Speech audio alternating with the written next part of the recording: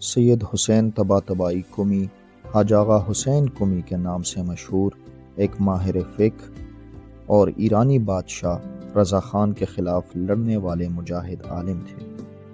وہ 17 دسمبر سن 1865 کو قم میں پیدا ہوئے اور پھر وہیں پر ابتدائی دینی تعلیم حاصل کی۔ پھر وہ تہران چلے گئے اور وہاں علم فقہ اور اصول کی تعلیم حاصل کرنے لگے۔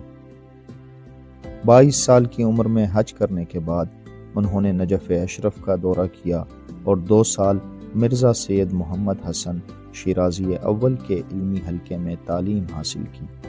تہران لوٹنے کے بعد 5 سال بعد دوبارہ عراق چلے گئے اور 10 سال تک مرزا محمد تقی شیرازی ثانی کے درس میں شریک رہے۔